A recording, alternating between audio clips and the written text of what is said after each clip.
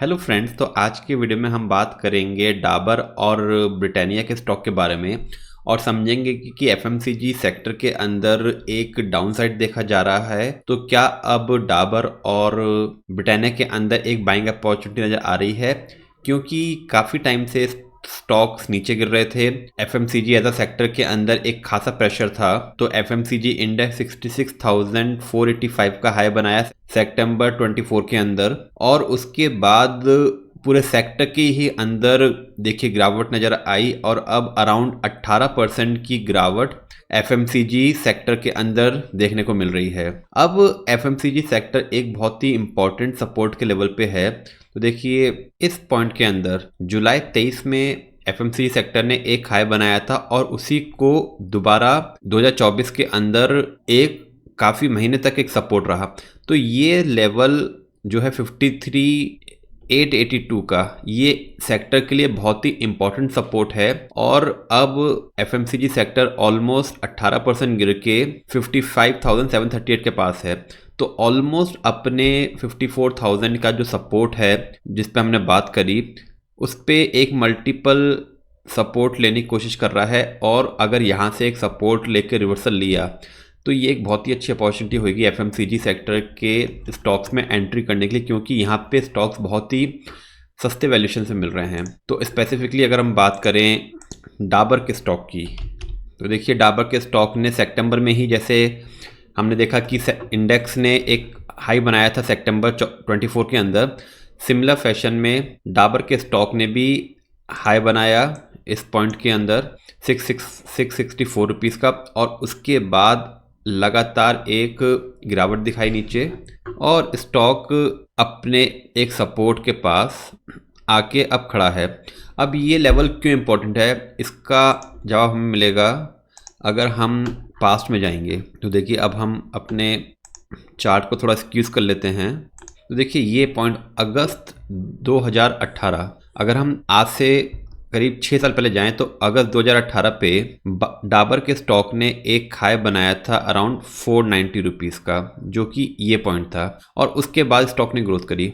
अब देखिए ब्रेकआउट के बाद मंथली चार्ट में स्टॉक ने फिर से एक गिरावट दिखाई थी 2022 में, और फिर से इसी पॉइंट 490 पे एक सपोर्ट लेके एक मैसिव रैली दिखाई। उसके बाद 2024 के स्टार्टिंग में भी यहाँ पे सपोर्ट लिया और अब दोबारा से एक नया हाई बना के जो हाई बन रहा है 672 रुपीज़ का, फिर से स्टॉक गिर के उसी लेवल पास आके सपोर्ट ले रहा है।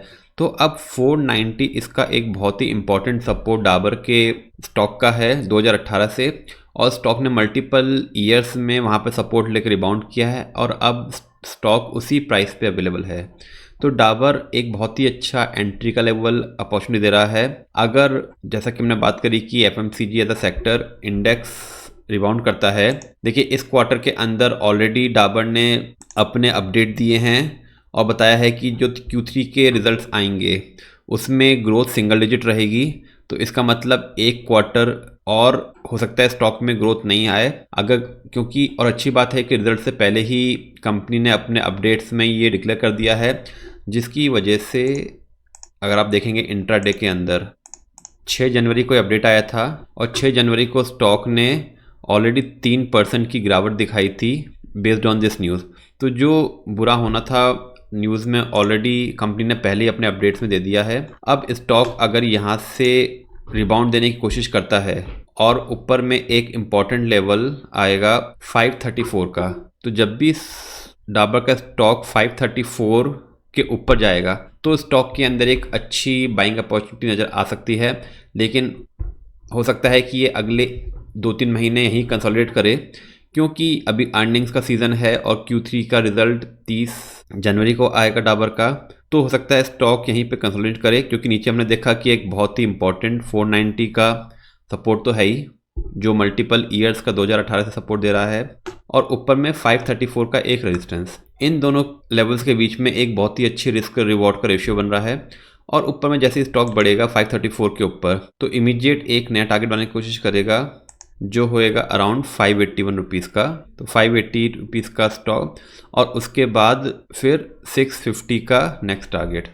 तो करंट प्राइस से अप्रॉक्सीमेटली 11% इमीडिएट रिटर्न का, लेकिन ये तब होएगा जब स्टॉक 534 का लेवल्स क्रॉस करेगा। और दोस्तों अगर आपके पास डाबर का स्टॉक है तो कमेंट में करके बताइए कि कौन से लेवल पे आपने एंट्री करी है। क्या आपने उसको एवरेज आउट करने की कोशिश करी गिरते मार्केट के अंदर, क्योंकि गिरते मार्केट में एवरेज करना सबसे डेंजरस होता है। तो कमेंट में करके बताइएगा कि क्या आपकी स्ट्रेटेजी रही डाबर के स्टॉक में।